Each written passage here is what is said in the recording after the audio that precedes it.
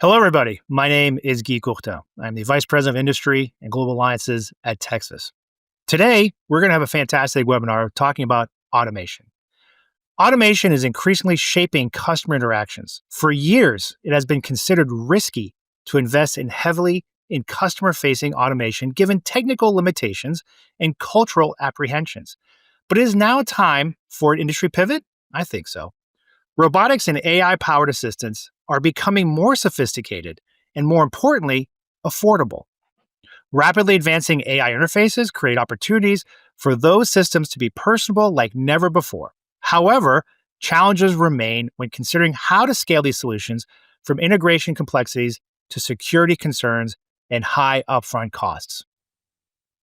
This webinar will explore the current state of customer-facing automation in retail, examining barriers to transformational scale deployment while considering whether recent developments in cloud computing, AI, edge computing, IoT, Bluetooth, and many other technologies are now paving the way for widespread adoption. Now, during this webinar, please, by all means, if you have any questions or comments, please add them into the chat, and we'll certainly get to them when appropriate.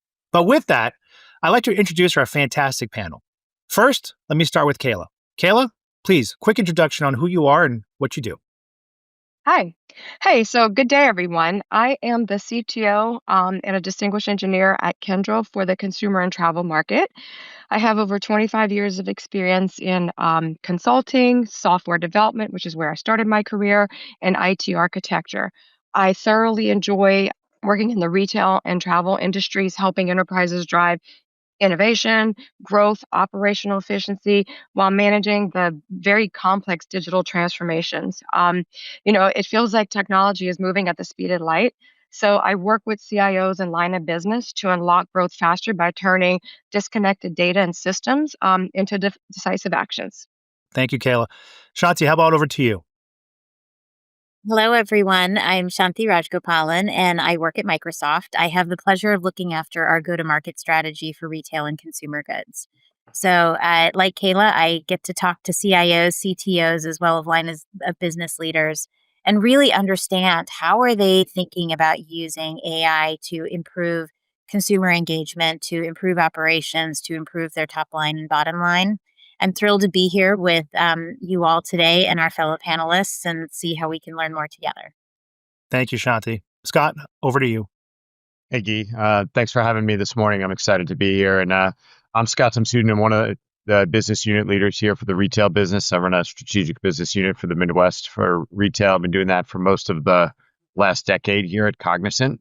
And prior to that, I spent almost 2 decades working at one of the largest companies in the world on technology. So all kinds of technology roles and implementation, lots of different industries and experience.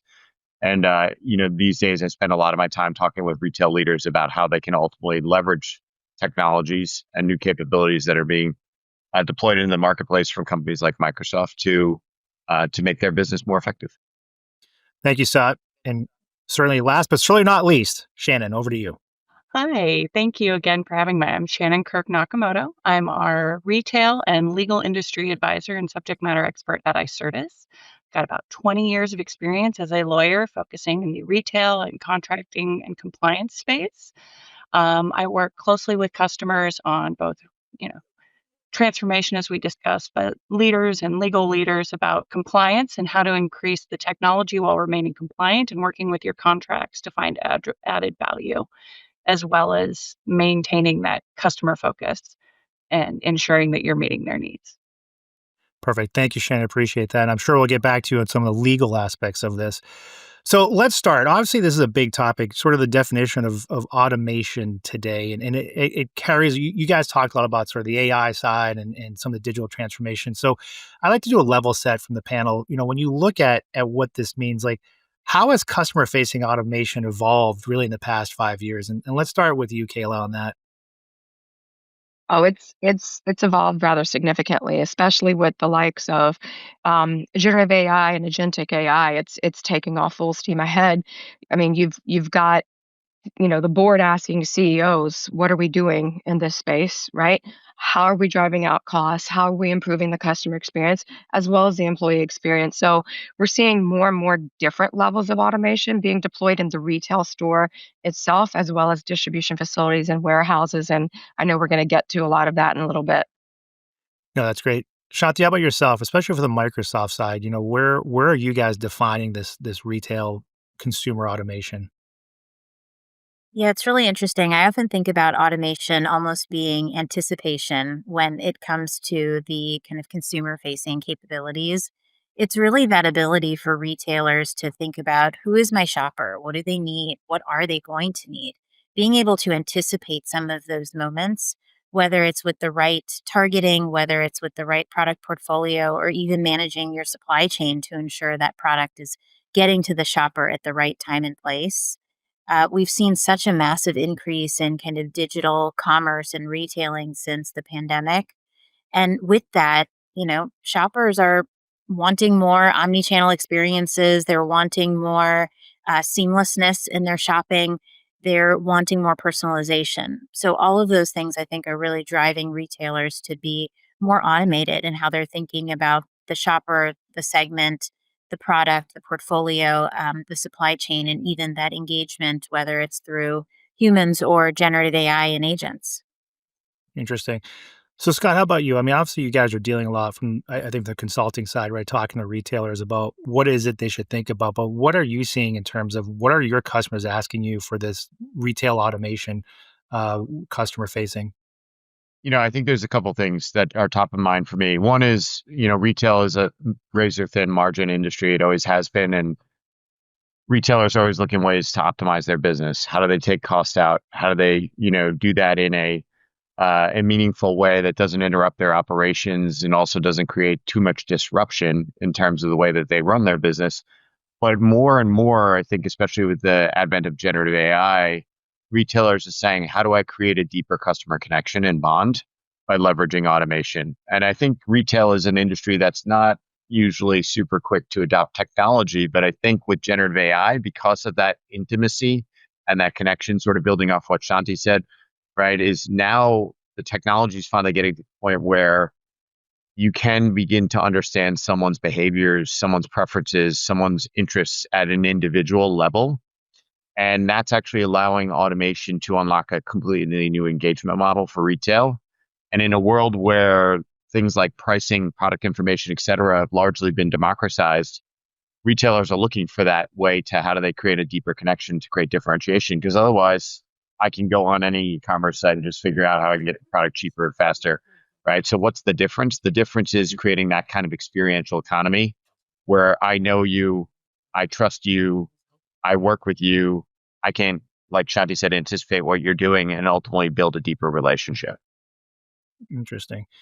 Shannon, how about yourself? Like, and I'll ask you a little different twist on this too, from the legal perspective, right? A lot we just talked about was anticipating, obviously the digital AI, et cetera. How do you see it evolving from the perspective too of like things like privacy? I think what we've gotten to in the last answers is critical. I think customers do want that feeling and that knowledge that they know and trust the values of the company they're purchasing from or the brands they're purchasing from. They like that anticipatory need of, maybe showing them additional items they might want to purchase that are in line with that. There is the other side of that, though, that their deep concern about their privacy, their information, as well as, how much does the technology really know? And so retailers need to think clearly about not only when they adopt that technology, but how they're staying compliant in that ever evolving as the laws continue to ever evolve around this space. And that's one of the areas where this is an evolving space and being able to share that with the customers while still meeting that both regulatory and privacy needs are going to be critical. And that's a space where, most retailers are not going to develop their own LLM or large technology model, thinking about their contracts and how they're doing that, and then how they're communicating to their customers, how they're protecting their information, how they're staying compliant with the values as a retailer or a brand they have is critical. Let me follow up on that too with you, Shannon. Could you talk? Are there specific subsegments of retail where this is more of a concern, and therefore the adaptability is going to be less high. And then we'll get to the rest of the panel on this too, because I want you guys to think about, like, retail is retail, right? It's a big broad space, and then there's all kinds of subsegments, and then within that subsegments. From your perspective, Shannon, do you see any segment that bubbles to the top where it comes to more adoption based on the customer need, based on, as you said, the compliance issues? I'll just give you a side note, right? I work sometimes a lot in healthcare, and of course, that's a whole other can of worms where it's like now we're sharing personal health data. That's big. That's a big issue. What about in retail? I think that retailers, again, depending on the segment, you're going to have to be aware of it. I think as we look at like the way loyalty programs are managed and then using that data and what data is sold to data brokers and things like that, as well as any of those areas, even if they're not, say, healthcare or things like that, where you're gathering more and more information about individuals that they might consider sensitive. Think about yourself when you're looking at the information you're gathering. If you would consider that sensitive, a customer is also probably going to consider that sensitive, even if it's not protected by the law yet. And we're seeing that change. States like them are starting to are requiring, like California is requiring that AI be disclosed if it's in a customer-facing position. So trying to anticipate some of that, and that's where I talk about staying within the values that you're as a brand or a retailer and making sure that they're aware of that and opting in and out. I think we're going to see a lot of that. And that's where I think we're going to see a lot of concern. And that goes back to talking about your contracts. How are you protecting this? And how are you communicating to the customers that this data is protected or how it's being used? Yeah, that's really interesting. Shanti, how about yourself? I mean, obviously you work at one of the largest brands out there. When you look out there, where are some of the subsegments that you think are the most ripe in the retail space to adopt this, and which ones are the ones you think might be laggards? I mean, protecting consumer privacy is absolutely paramount. Like, no doubt, we've got to put the right technology as well as people and process controls in to ensure that data is safeguarded. But more and more, we are seeing shoppers really willing to share that data if it comes in return with a value exchange to really getting what they need better, faster, cheaper, pick whichever vector you as a shopper are optimizing for. And very interestingly, actually, Microsoft, as a maker of gaming devices, laptops, kind of hardware devices, we're finding generative AI to be very helpful to shoppers in the product discovery and selection process. It's, an infrequent purchase with a lot of technical specifications. It's a high dollar value. And like laptops largely all look the same. And I was meeting with a mattress retailer. And interestingly, they were saying the same thing, that people don't buy mattresses very often. It's a high consideration purchase at a high price point, and they kind of all look the same. So having a generative AI assistant who can really have a conversation with you, understand your needs, be able to make a really personalized recommendation based on the data that you're sharing, there's a great value exchange there for shoppers. But of course, we must protect that data in order to continue to have that privilege of really, knowing the customer in a way that you're meeting their needs and helping them make a purchase decision they're going to be really happy with. No, that's great. And Kayla, I saw you nodding your head about some of the comments Shanti was making around, especially the building that intimacy and using that data. Can you shed some light on that from your perspective? And are there specific retail subsegments that you guys are seeing that are more open to adopting some of these technologies? Yeah, I mean, I'd like to level it up a little bit, and lean into what Shanti said. I think there's a whole generational aspect of it, right? To be quite honest, the younger generation is more willing to give away their personal data for free, which is why, we're seeing a shift from third-party data to first-party data and now zero-party data, right? They don't want to be blasted or inundated with a lot of information coming at them or targeted marketing. They want it truly personalized. They're willing to give you that information, right? If you're going to hit them with relevant, marketing and campaigns, things and products that they're truly interested in. It doesn't matter if it's fashion or apparel or beauty care or even groceries, right? Like, know me, know who I'm buying for, know, that I'm a mother of two, right? Versus, and I have two boys in on a sports team, and I'm buying baseball gear and or football gear. They're willing to give that information away through zero party, and some of it's gamified, some of it's through surveys. I used to be uncomfortable using facial recognition to open my banking apps on my phone, and now I'm comfortable with it. I open pretty much every app on my phone that gives me that capability versus typing in a password. But yeah, it's a big change. But there are definite generational nuances too. Who's willing to give up, some of that personalized information and balance it with privacy? No, that's interesting. So, Scott, let's wrap this because I think what Kayla said was really interesting, and I shouldn't say I'm sure, but I'm going to say I'm pretty sure you come across a lot of this. It sounds like it's not necessarily retail segments, but it's more consumer segments that are open to this. Can you comment on that? Am I right on that, or am I barking up the wrong tree?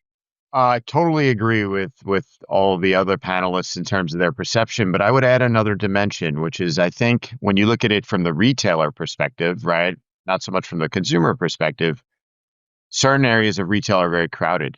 Right? You think about general merchandise in particular, why would I go get my, toilet paper from one retailer versus another? There's really only one reason in the general sense, which is price, right? Maybe there's a second reason, which is convenience, but generally speaking, especially considering the world economy these days, price is the primary driver for most consumers. And so, I think the question becomes, as a retailer, how do you differentiate yourself, right? And the way that you differentiate is actually by leveraging the capabilities that the women talked about, right? In terms of how do you create that more personalized experience? How do you create that value exchange? How do you create some differentiation in your brand that says, hey, even though I can go and I can Google, how much does this toilet paper cost, and it's 50 cents cheaper here than here, this brand creates a better experience for me because they are doing that value exchange. They do know me better. They do make my experience more engaging when I'm shopping with them, whether it's in store, which I think is something that we probably can unpack a little bit more, or whether it's online, right? The in-store dynamic is a really interesting one. Is the vendors and the retailers that are going to actually start to really invest in store are going to create that differentiated experience for shoppers that do want to go there. Online, it's a little trickier these days because it's largely been normalized, but the normalization decoupling is actually starting as a brand to begin to say, I can offer you something unique, even if my price is a little bit higher, even if my shipping is one day slower, even if whatever, because I'm building this identity and this experience and relationship with you that's different than what you've had in the past, which is just transactional with most retailers. So let me build on that. We just said, Scott, which is really interesting. And then Kayla, what you just said too earlier about this notion of, hey, I'm a mom of two. I've got two boys. One's playing baseball, one's playing football. A lot of times, right, online, we're transacting across a lot of different channels, meaning or brands, right? I might go to Amazon for one thing, Dick's Sporting Goods for another. Uh, I might go to Winston Flowers for something else, right? Or Target, and all of a sudden, and then to your point, Scott, sort of the physical aspect too, right? Actually going into a store. When you guys think about sort of the barriers to entry, like, what do you think is one of the barriers? Is it because back, Shannon, what you said earlier about the privacy issues, but is also like we've got still data in all these different silos, right? So if we're trying to automate everything, how do we mush all the data about myself or my shopping behaviors into one clean place? So let me start with you on that. Is that a barrier, or are there other barriers you see to this adoption of more automated, more digital behavior for retailers? I actually think there's probably a barrier that's before that, right? Which is how much friction is there in me doing an interaction or a transaction with you and becoming an indexed customer? And if you're a person that's going into a physical store, you can choose to be anonymous. You can choose to, have a more engaging experience, a less engaging experience if you sign up for a loyalty program or if you use a credit card versus use cash or whatever it may be, right? There's lots of different ways you can choose to engage. When you're online, it's typically one, do I need to create an indexed identity? And then two, do I need to opt into your loyalty program or not? Right. And what's interesting is to Kayla's point about the generations, there are still a lot of people that don't even opt into the loyalty programs because I think the value exchange is not clear. Right. And if you take that and extrapolate that to the broader conversation about how much information do I want to share with you about who I am, what my preferences are, what my likes are, that takes it to a whole nother level about, are you learning something about me that I'm giving you for no reason? or is this going to make my life better? And unless and until you can get that exchange right, I think you end up creating a situation where you're almost creating friction with the customer, right? So you could say, hey, do I want guest checkout, which some retailers do online. They offer like guest checkout on index customer checkout. But, then they always give the option to create an account at the end. Like that's certainly one way to remove friction. Another way is the same thing. At the end, you want to join the loyalty program, but somehow you have to create that value exchange that says, hey, by joining this loyalty program, you're going to get this. The more information you give us, you're going to get this, right? And then, the more you interact with us, you're going to get this. I think a lot of that's not understood by a lot of consumers these days and not very well communicated to them by their retailers. And I think that's the opportunity in my mind. Yeah, that's interesting. Shannon, I saw you were nodding your head some of this conversation about sort of the data exchange. Do you see that as one of the barriers to this, or are there other barriers that you're seeing? I think that is one of the barriers we're seeing is the lack of clear understanding of the value exchange, what I'm getting for it, and then the amount of effort, that I have to put in either in setting that up or, you know, I hate to use a simple example, but the grocery store, I put in my phone number, you track all my purchases, but I'm only getting a very small coupon or whatever back. That starts to feel not worth it to customers or causes issues, as well as you're going to see this regulatory landscape with generative AI and the concerns around that and what can be done with this data as AI evolves is going to also, I think, start to grow and cause, I don't want to say issues, but it's going to put more interest and focus on what is the value the customer is getting for this data and what is being done with it.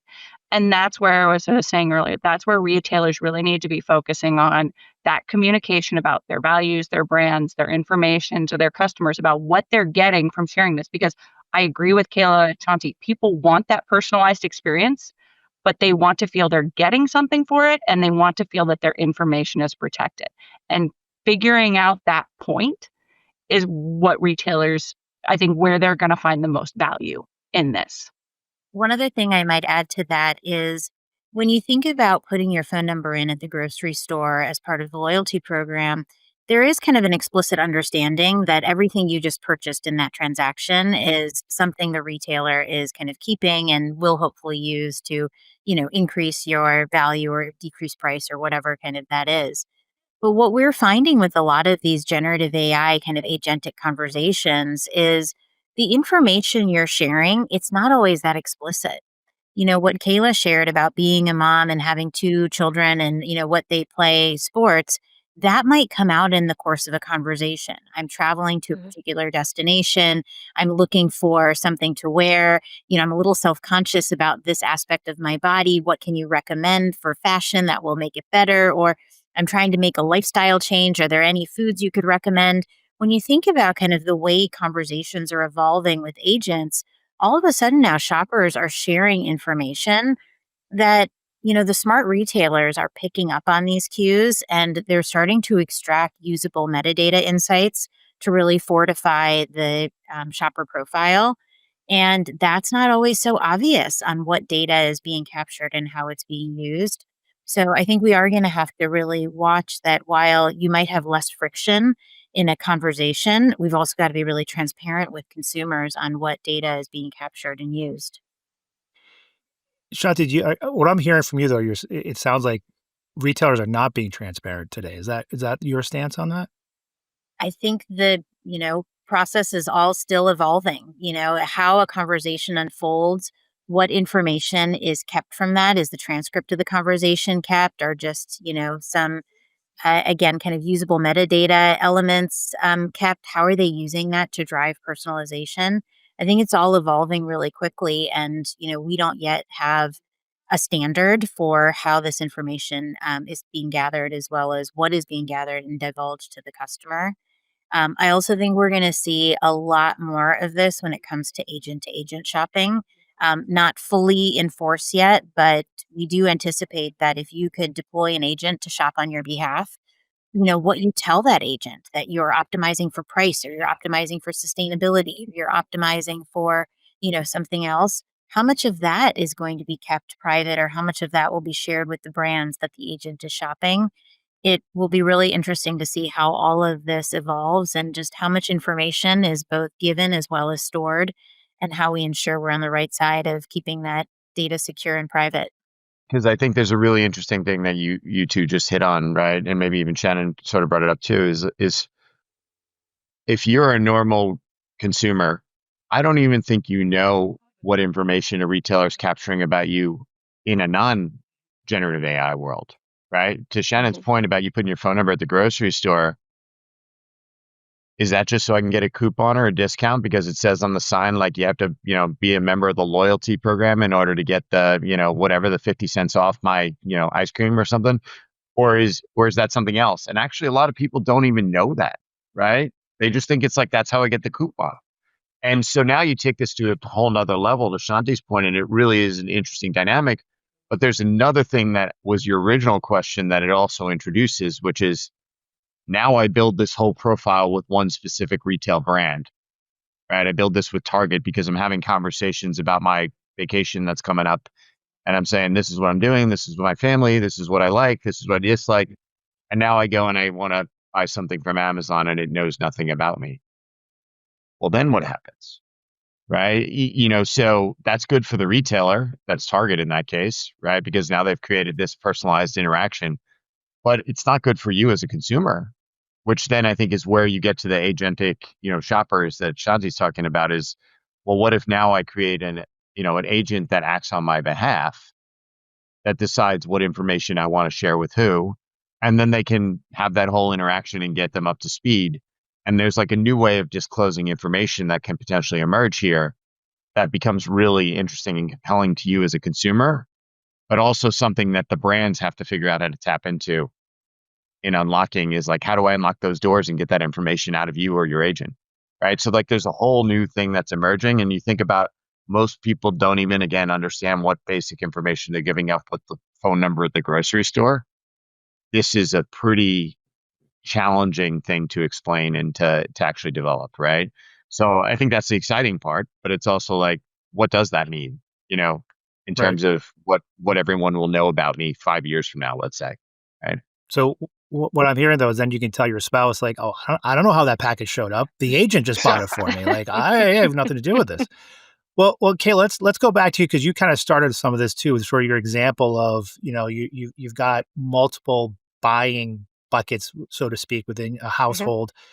How do you see this? Like, do you see one of the barriers or one of the needs is to bring more connectivity amongst all these different retail experiences, buying behaviors, buying buckets within your household? Like, how does that look like? And is to Scott's point, is that something that is holding things back, or where do you see that? No, absolutely. And I agree with everything the panelists have said thus far. Obviously, we're starting to see a shift. I mean, the retail has been talking for many, many years about personalization and hyper personalization, and when am I taking it too far? But now we're starting to see a shift into predictive, right? A predictive CX revolution. And what I mean by that is, not just Shannon's example of I plug in my phone number at the grocery store and I get these digital coupons. Right now, they're picking up on how can I capture all these micro moments and or invisible moments, right? As I drop all these little breadcrumbs throughout my shopping experience, I'm moving from digital platforms, from my laptop to my mobile phone, right, to the customers, the retailer's loyalty app, to in store. How do I pull all that together, right? Leverage AI, generative AI, pull it all together to derive insights so that again, I can provide that experiential economy to my consumer and keep that customer coming back to me for more, not my competitor, right? Scott's example about toilet paper, right? It's just something we all need, right? How are you going to get me to buy toilet paper from you than from your competitor? So yeah, I think this is very interesting. Obviously, all retailers are collecting more and more and more information, but it's kind of starting to see that shift from, you know, reactive personalized to being personalized and predictive. Nike's doing something in this space. I don't know if you've shopped at Nike online recently. They'll actually recommend products based on your previous buying patterns, even before I start typing what I'm looking for.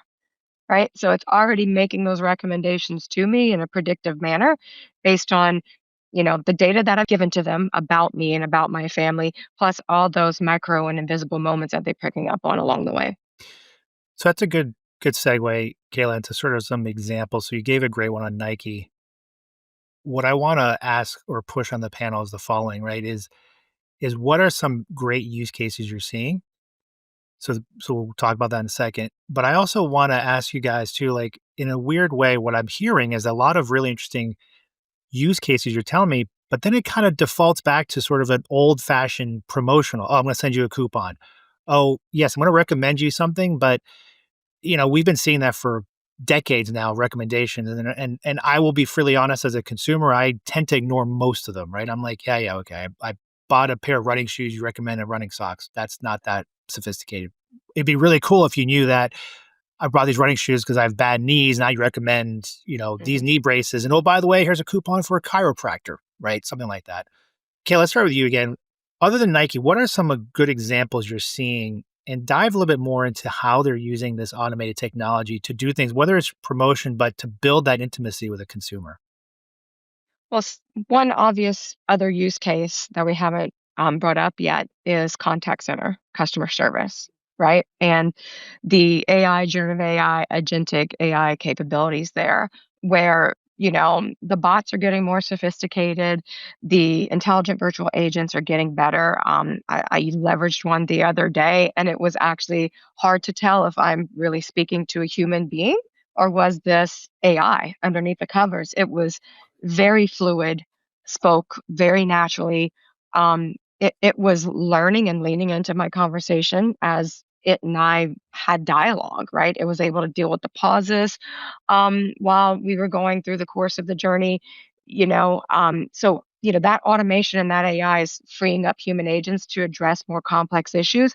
Obviously, retailers need to be very careful when they lean in this space, not to lean in too far. And what I mean by that is making it virtually impossible to get to human being, right? I mean, sometimes you're just like operator, Yeah, operator, operator. But this is definitely one of the top use cases where I'm seeing automation and AI bring a lot of value, significant return on investment. But at the end of the day, the employee is the face of your brand, right? And that intelligent virtual agent or bot is just that bridge between the digital and physical. So contact center AI is top of mind and key, and that's one of the priority use cases I see a lot of retailers focusing on. no, it's a good one. Shannon, how about yourself? I saw you were nodding your head on some of those agentic AI conversations. I think that when we're talking customer facing, that is absolutely the case. I think that Kayla's nailed. That's, I think, the most successful I've seen so far, and the most natural and the least, quote, off putting to customers. I mean, eventually they do want the option to talk to someone, but generationally, if we'll talk about it, a lot of people don't want to actually make a phone call anymore. They'd rather text or whatever with an online agent. And as long as it's capable of doing the majority of what I need, it is not off putting and it feels human enough that it's okay. I think the other area where we're seeing a lot of use cases that's not customer facing is being able to use agents to really speed up how the retailer is able in the back end to respond to customer needs and things like that, whether that's through their contracting, whether that's through monitoring their shipping, being able to be even increasingly more responsive without that human need. And it's not entirely the focus of this, but that's another interesting area where we're really seeing a lot of quick evolution in that area and the ability to move forward quickly there. So Interesting. Interesting. Scott, how about yourself? So where are some of the use cases that you're seeing with some of this automation? Yeah, I'll give a couple of examples.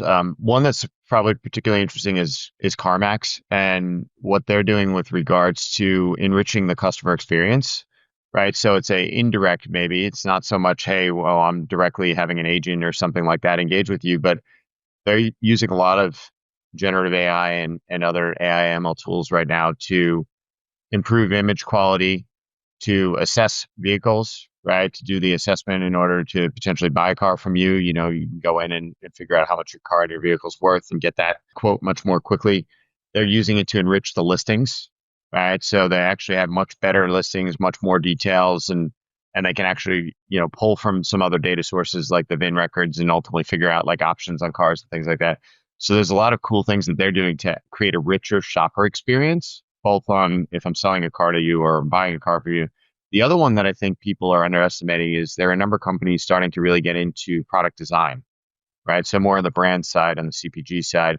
Kella mentioned Nike. Nike's one that started to do some stuff and a number of things around product design. Mars, strangely enough, the candy company is another one that's, they're actually doing a lot of work around product design and really trying to understand better consumer preferences, consumer behaviors, buying patterns, et cetera, and figure out where there are gaps and opportunities in the market. And so I think that's a big, interesting use case. And then, I think obviously the contact center and personalization, those things, I think there are many, many, many use cases that the team could talk about. But I think the ones that are really starting to think about the cases beyond just optimization, which is always where retailers start, which is why they start with like contact center and things like that are a little bit less visible, are the ones that really are going to be the winners when we look forward. Kathy, how about yourself? What are you seeing out there? And I'm going to sort of pull back in your history. I believe you were at CVS for a while, but it's interesting, right? If you look at retailers like CVS that offer obviously products that you buy on the shelf, but prescriptions, but also mini clinic, right? So services. Can you talk a little bit from your perspective, sort of, where are you seeing some use cases of automation being pulled? Yeah, I mean, CVS is a great example of actually a few different kind of businesses all in one, as you said, across prescriptions as well as healthcare services and kind of, health and beauty products. But almost all retailers are doing this today, where they're really looking at providing kind of a portfolio of products or services to the consumer so they can get that better understanding of really who the consumer is, kind of left to right.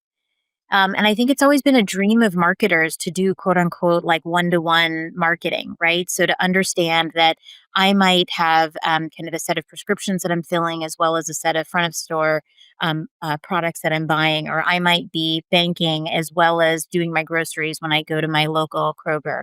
So, what we're really seeing is use of generative AI in creative content kind of creation. So, really being able to automate the number of versions of a single creative that you can have.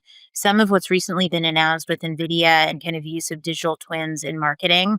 It's really like unbelievable how many variations you can create of the same campaign without having to reshoot, without having to hire new talent, without have to, get new product placement, so on and so forth. And so I think this challenge of being able to really spot kind of a segment of one in all the things that you're offering a retailer has been really challenging just from a machine learning and kind of data perspective. And the models are getting so much more sophisticated now to even manage the complexity of really identifying that segment of one. And then with generative AI, your ability to create content that will really speak to that individual.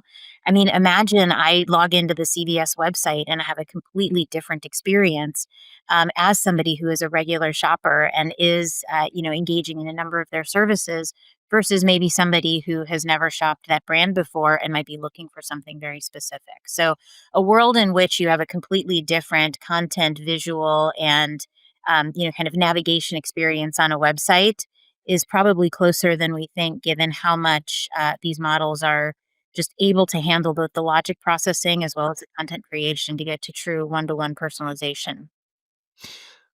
Sure, that's great. You mentioned the magic word for me when it comes to AI, which is NVIDIA. So we're gonna pivot a bit. I'm gonna ask you the first question or the question on this, which is really about the infrastructure, the systems behind it. Right? We talked about all the cloud needs, the servers, et cetera. Where do you think we stand, or what do retailers need to be aware of today when it comes to the foundational technology needed to do a lot of these things you guys have all been talking about? Where do we stand today? Where is it going in the future? What do retailers need to be aware of? I mean, I think certainly governance, data security, really looking after the data that's in your environment is incredibly important. When we think about the data that exists in most customers' estates, the structured data, that which lives in databases and in, tables and rows and columns, often has a centralized IT administrator who can really ensure that people are getting access only to the data that's needed. But what's so interesting about generative AI is really our ability to uncover insights from unstructured data. So think about all the text-based documents you have in your organization. Think about all of those contact center transcripts and everything else. This kind of data has never really been well governed in organizations, and it's not typically centrally governed. So really having a very strong point of view on how you're going to create governance and security around both unstructured data as well as structured data, I think is really paramount. And then, investing in the kind of compute power to really get to a level of logic and differentiation and optimization than you've never had before. I think about an agent that, speaks every language, that is awake 24/7 and doesn't go on vacation and can continually just run processes to optimize, whatever it's assigned to do. That's a very different level of compute and kind of data need than typical applications that really only fetch or compute kind of at the behest of a user. So I would say security as well as compute are probably two of the most important things that we're seeing customers really ask us about and figure out how to be prepared for. Interesting. Shannon, how about yourself from an infrastructure perspective? What do you think are the key areas retailers need to think about? I think we've touched on quite a bit. I think around, data security, things like that. I think as Shanti brings up, this unstructured data, how do you manage that? I think the other thing to think about, like showing my lawyer bias again, is how are you managing that, liability or other things? Because the last thing you want is reputational damage from this unstructured data being used in a way that is inconsistent, either due to lack of policies or contrary to regulations, things like that. So really understanding as best you can both the technology that you're utilizing to bring that personalized experience and the AI and the agents, as well as you know how you've structured that with whatever vendor you're choosing to use or how you're doing it, and then how you're communicating that so that you're aware of both where that lies and that you're protecting your brand and everything from any potential negative consequences because the technology is coming. It's just a question of, how to make sure you're using it best and protecting yourself as well. Yeah, I think your point on sort of the your ability to protect your brand, something that oftentimes is overlooked. Kayla, how about yourself? Like, what do you think, or from retailers' perspectives, what are some of the key infrastructure things they need to think about? Yeah, I'll take a slightly different angle, right? So we all know retailers are eager to use automation technology to move forward, but they're often held back by previous investments that they made in IT. So there was an article I read from retail touch points that said on average merchants spend 58% of their IT budget on maintaining legacy systems. That's pretty significant if you think about it. And automation systems, they can be quite complex to integrate with existing processes and systems. So the retailer may face challenges in ensuring that these automated systems work seamlessly with their current operations. So take for example legacy IT that lacks APIs, right? Making it integration nearly or practically impossible. But another very important area that's often overlooked and it's required for driving real value, and I've seen it too many times, is the business processes, right? The business processes need to change when technology automation is brought in. And far too often I see that as a big miss. If you think about it, the retail stores themselves are mini data centers, right? And before Gen AI and now agentic AI took the world literally by storm, I was working with retailers who were looking to shrink their edge compute or even go all in on serverless. They were very intentional about what workloads they allowed to run on the in-store compute. It was only things that were literally needed for that store to function if there was a cloud or a corporate data center outage. Now we're seeing a reversal, and it's with increased investments in AI optimized edge computing due to the use cases we just discussed, right? A lot of IoT that's going on in the stores themselves around, real-time AI inferences, customer interactions, inventory management, visual recognition and tracking technology for loss prevention and shrink. we're also seeing a shift from like traditional virtualization platforms to more cloud native like Azure Stack, Microsoft Azure Stack, for example, since it's helping retailers consolidate all those fragmented systems, right? Think about it. If they have 100 stores or 1,000 stores, those systems can be very fragmented. So it's pulling into a unified platform. And it could be hosted in, Microsoft Azure, and just pulling it all together to help support that retailer's automation and AI journey end to end. Yeah, that's great. Scott, over to you. Sort of, what are you seeing from the infrastructure perspective? And I would sort of lead the witness on one too. I think you guys are probably dealing with this because Kayla, you touched upon it, but it's the change management side too, right? Can you comment on that as well? Yeah, so I think a couple things. One, I think there's a perception that all of this is really expensive. And in some ways it is, right? I mean, you hear these stories of, OpenAI spending billions and billions of dollars to build out the infrastructure, or Microsoft or whomever. And that's true, but if you buy into combination of Moore's law, if you buy into Jevons paradox and all that stuff, right? Like what ends up happening here is this stuff is decreasing in price at an astronomical rate. And actually contrary to like Moore's law, which is, you know, it's exponential in a way, but it's really linear, like if you think about it, because you're getting more productivity on some period of time. But what's happening in the world of AI right now is actually the capability is improving as the cost is declining, kind of both on the curve of Moore's law. So you're getting this new exponential curve that we're seeing this uptake in terms of a decreasing amount of cost or productivity, let's call it, per unit. That's unlike anything I think we've really experienced. And so that will yield more usage, right? So your absolute cost maybe doesn't go down. But I think the trick for retailers is how do they move beyond what Kayla described and say, hey, I've got all this burden of this legacy technology, these bad investments that I've made, maybe that really never panned out from an ROI perspective. And how do I rethink this as a different business opportunity so that I can justify what I perceive as a high cost is really not a high cost? Because I think the difference here in the infrastructure of maybe some of the prior solutions is that what happened in the past was you would end up with, hey, I had to spend more money, then I had to spend more money, then I had to spend more money. And I often had to spend a lot of money to get my initial infrastructure stood up. On these generative AI solutions, even though they can be expensive, actually you can stand them up super cheap, right? You can stand up a POC and start to prove out this model for, in a large retailer for hundreds of thousands of dollars versus maybe in the past where I want to bring a new platform and it's costing me $5-10 million, right? That's a very different value prop. And then the question becomes, okay, well then how do I create the ROI for that? Your ROI has to change because now you're creating different things around experience, around engagement, around revenue uplift, et cetera, which is different from a traditional technology initiative, which is usually around how do I optimize cost or how do I streamline a process, right? So like the whole value equation has to change for how do you look at this expense. And then if you do that, that's where you can really unlock what Kayla's talking about and start to think about how do you bring that to more physical stores and how do you create more of these experiences with analytics and video and all this stuff that I think is the next frontier that I think most retailers are not ready to invest in, but I think we'll get there, right? I think they're starting to think about edge computing, as she noted. They're starting to think about what types of other IoT capabilities they can put in my stores to really begin to get that experiential economy everywhere.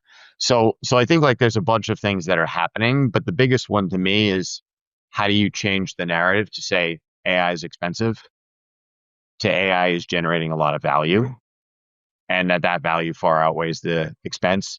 And how do you decouple it from this historic view that retailers have of I spend millions of dollars and I don't really know if I got the return on it, right? And I think people are starting to figure that out, but we've still got a long way to go. And the good news is it's cheaper than people think. Right? Well, that I think is a very positive news. All right.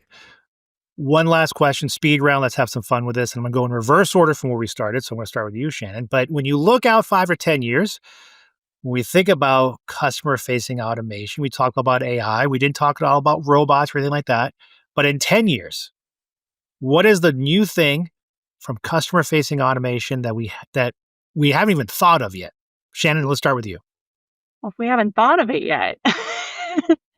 No, I think we're going to get to a point where shopping in-store is going to be completely reimagined in a different way. I think it's going to be a very different experience. And I'm going to be very curious to see what happens with dynamic pricing and that personalized, we're already at the point where some places where you can check out without, just leaving the store and stuff. I think it's going to only increase in that way, as well as dynamic pricing based on what you're buying and things like that. And it's going to become very interesting and unique.